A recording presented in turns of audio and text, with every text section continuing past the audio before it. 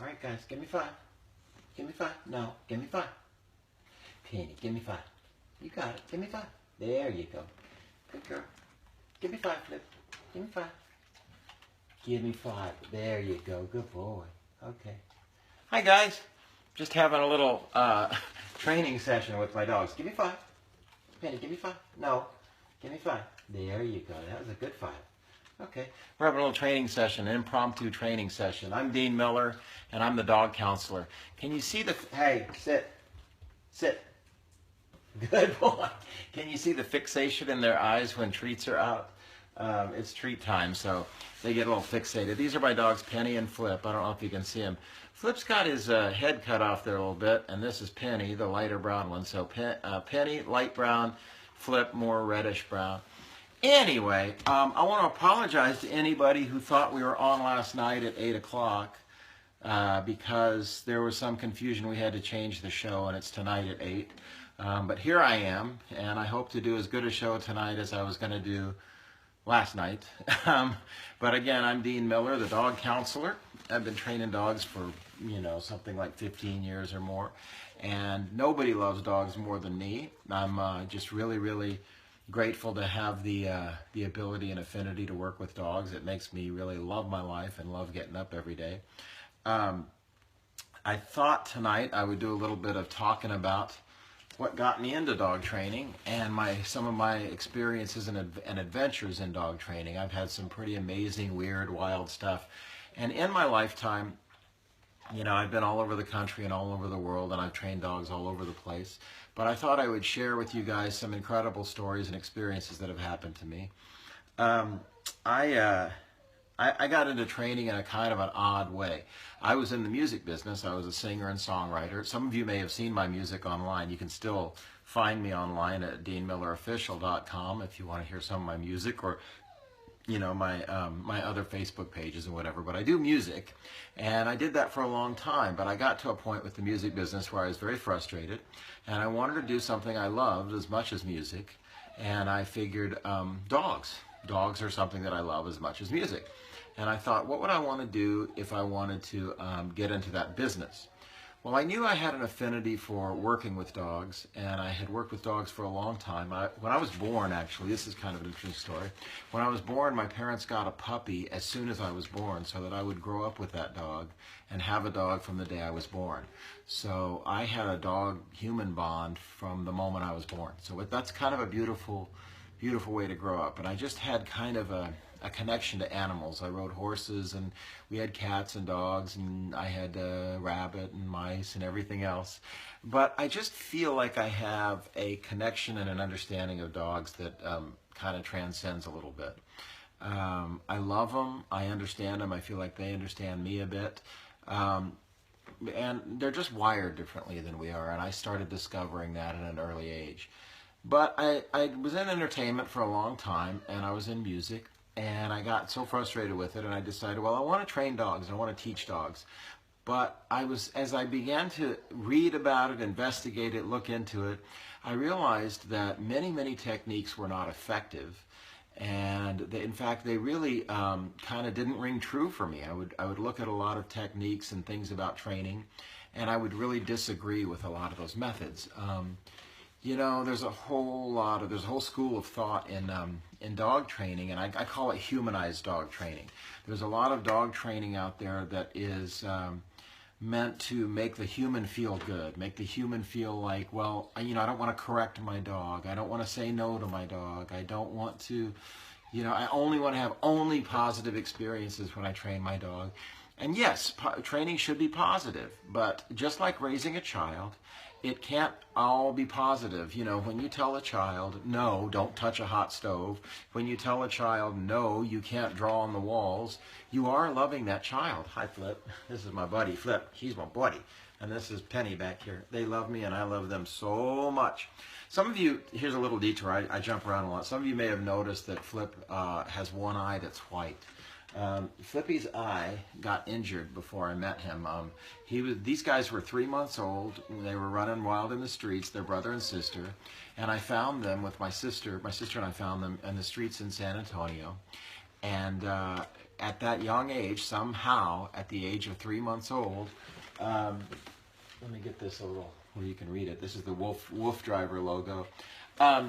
They were in the streets, and Flip had an eye that had been gouged out. It's still intact, it's still there, but he cannot see out of it at all. So he only sees out of one eye, and that's been since he was 3 months old or before. I don't know exactly when it happened. But other than that, he seems to not notice. He's a great dog, and I love him so much. I love them both. I love all my dogs so much. I have 4 dogs: Penny, Flip, Kirby, and Henry. So anyway, those are my family. Those are my dogs. I got sidetracked here, but I was in the music business. I got into training dogs. I started researching and reading about it, and I started realizing that I disagreed with a lot of training techniques, ideas, and things that I would read about. So I thought, well, I guess it's up to me to formulate my own ideas about training. So I started reading and researching and watching videos and shows and books and everything else, and I would kind of say, okay, well, this rings true for me, and this doesn't ring true for me, and I like this, but I don't like this.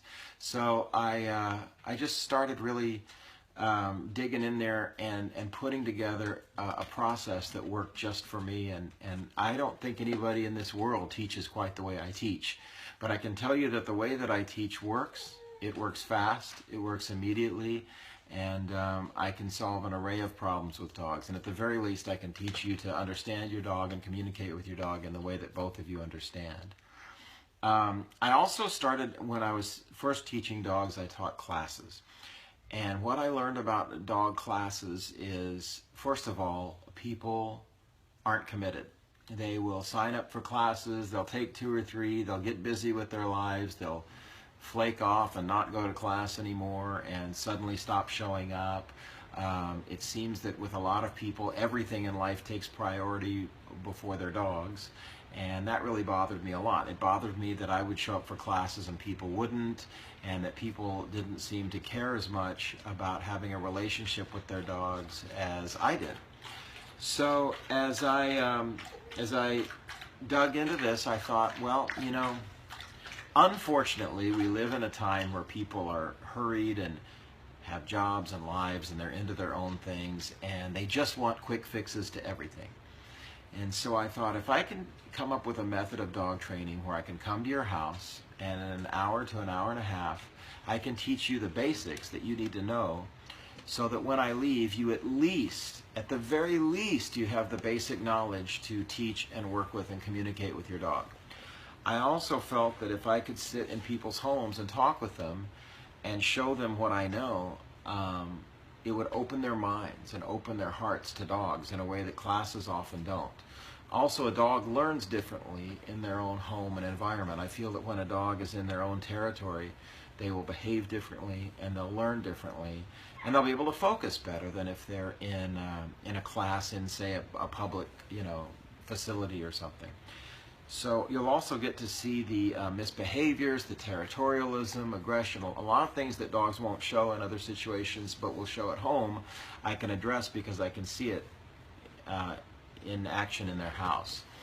So I decided to start doing in-home training because I thought it was very effective, and I thought I could very much target people and open their minds and hearts and just really connect with them. I also felt that people who wanted a quick fix would get the idea, well, if this guy can come to my house and fix my problems with my dog in an hour to an hour and a half, then that's what I want. I just want my dog fixed like that. I just want it to happen like that. I mean, you and I both know that that's not the way it works. A relationship with a dog is a relationship. It's a lifetime relationship. It's a lifetime commitment. And just like a child, you don't say, well, get all your high school learning done in one night. Well, of course not. And you don't do that with dogs either. But I felt like if I can get the appointment, if I can promise to fix their dog, which I can, and come into their home, then that would give me the opportunity to open their minds to how a dog thinks and is. And then possibly, they'll tell 2 people and they'll tell 2 people and the word will spread. And pretty soon, hopefully I'm changing attitudes and minds about dogs, which is what led to my book, A Dog's Way. I really, really wanted to write a book that would spread out into the world my ideas and philosophy about dog training.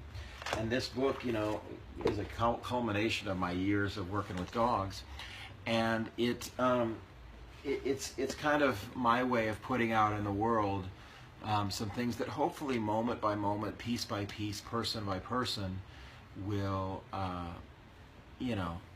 change people's thoughts and approaches to how they teach and work with their dogs and have relationships with their dogs.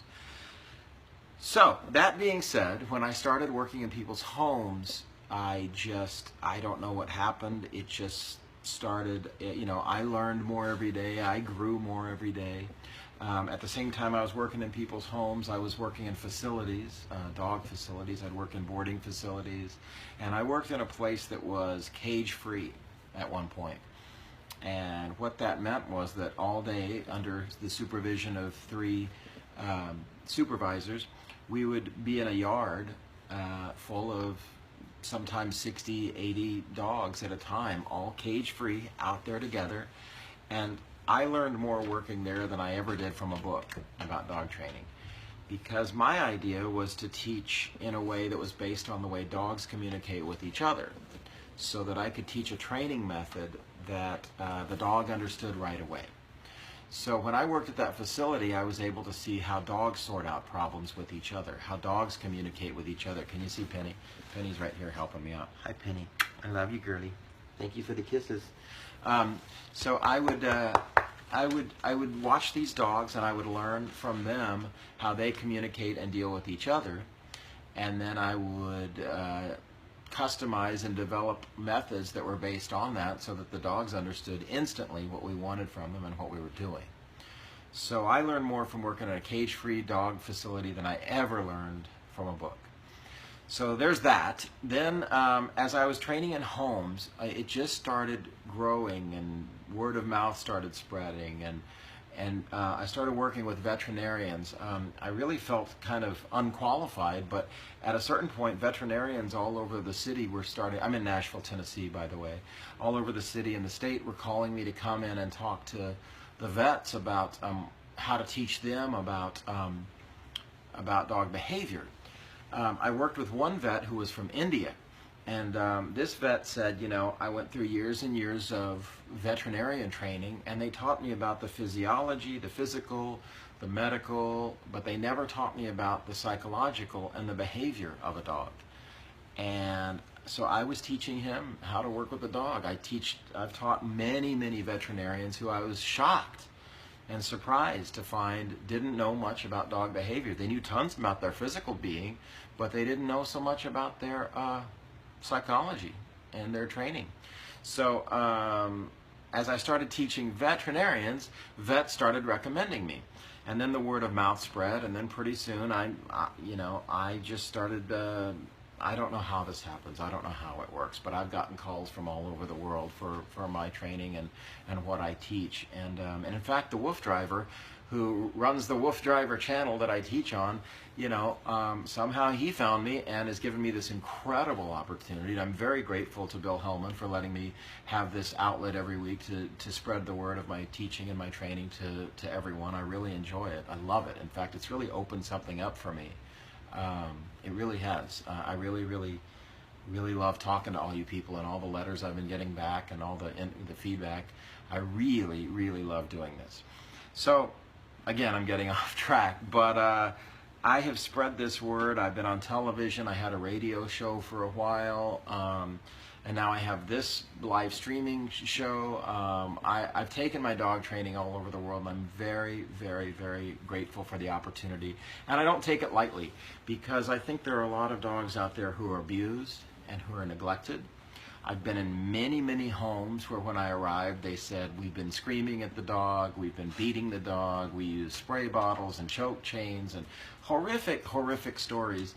And by the time I left, I've alleviated that for the dog. I've alleviated the way the person treats the dog. And in turn, when a person opens to a dog and opens their heart, something inside begins to change. And you dog lovers out there know what I'm talking about. If you can find the empathy and connection and relationship with a dog, it begins to change how you treat people in your life, how you treat everyone, how you approach your day.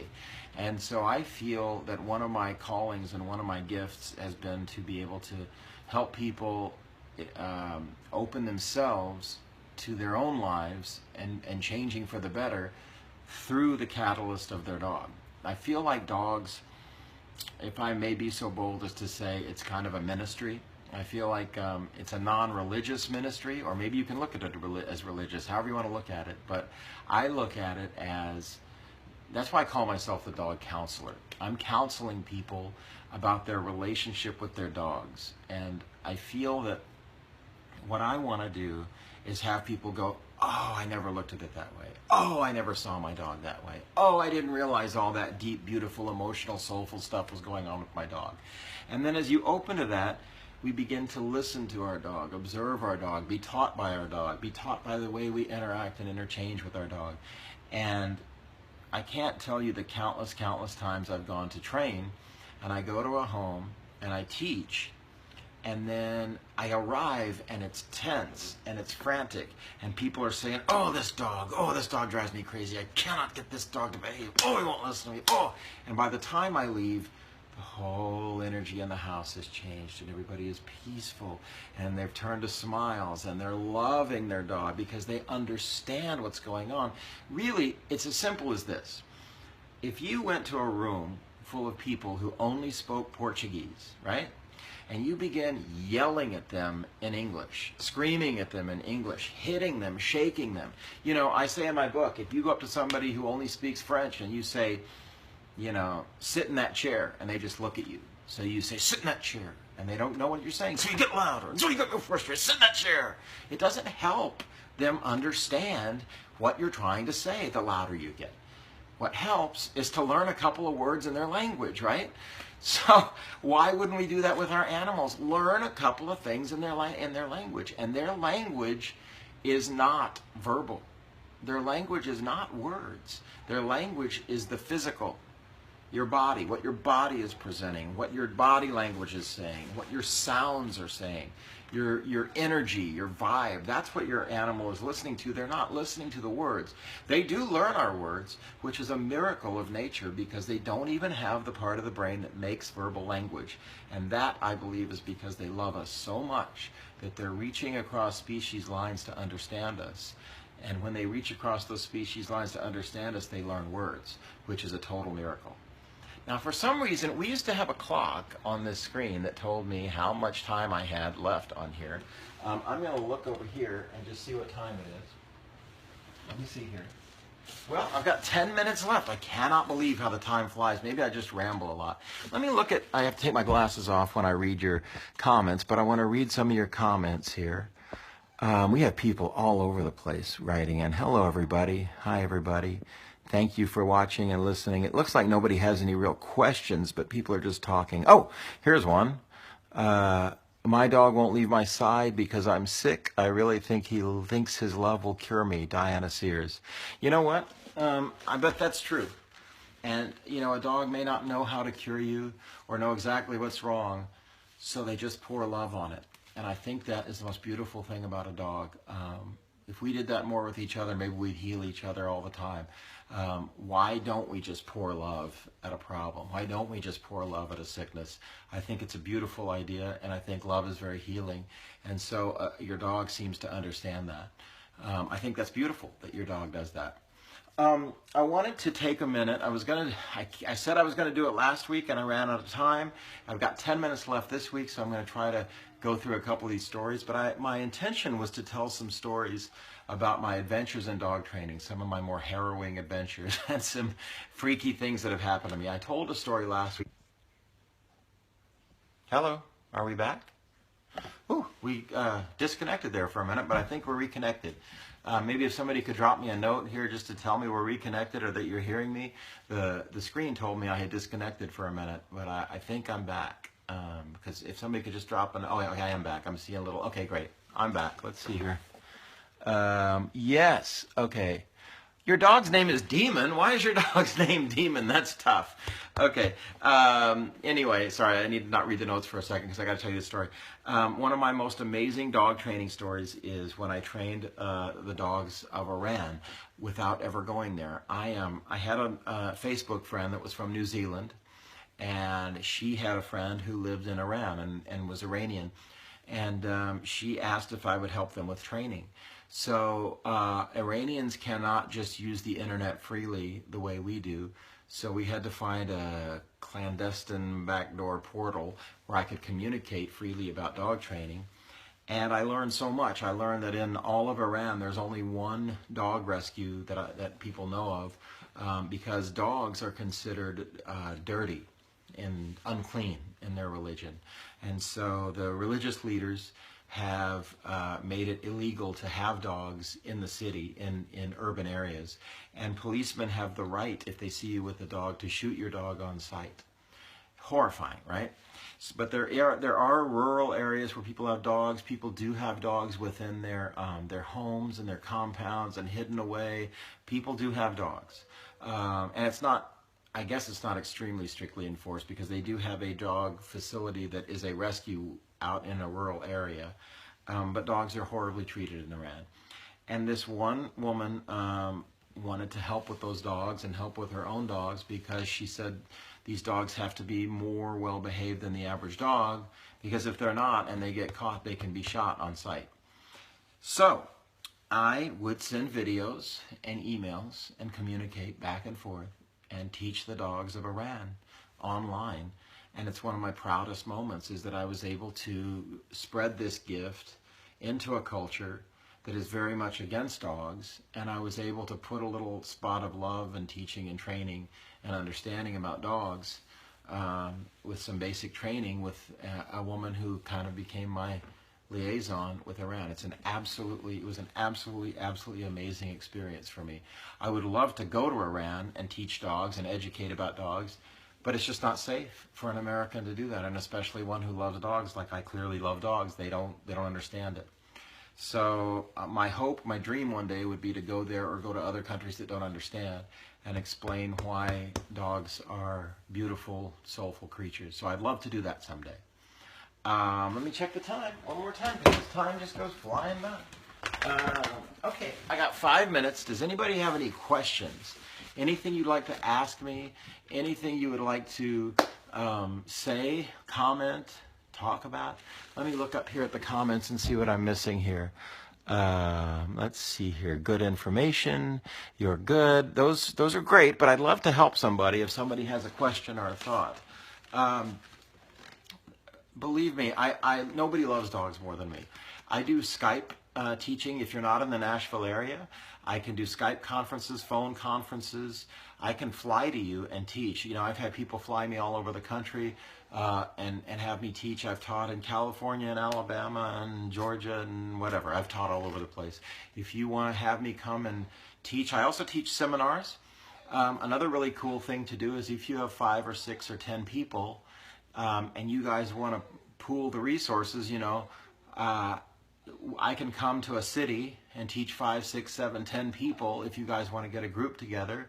I can teach individual private lessons, or I can teach a seminar. In fact, I'm going to teach a seminar in Nashville for the National Yorkie Rescue in September. If you guys want to come to that, I'm teaching a live seminar.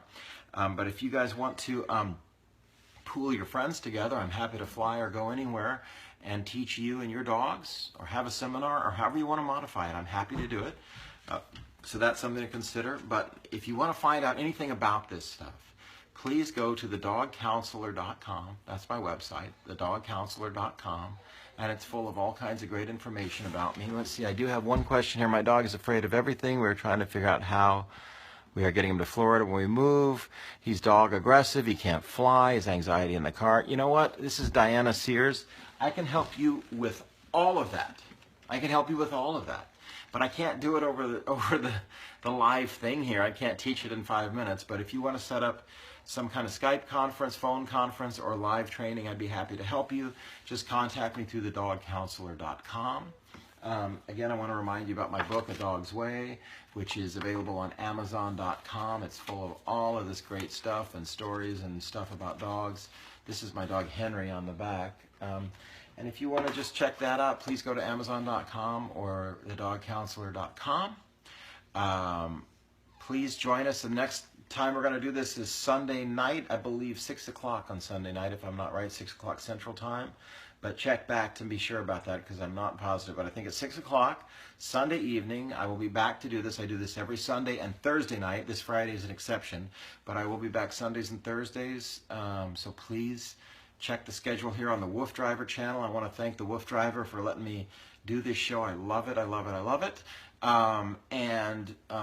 Please come back and join us on Sunday and Thursday. I appreciate your time. I appreciate you guys listening. The time just flies on by. But let's talk again. I'm Dean Miller, the dog counselor, and we will see you very, very, very soon. Bye.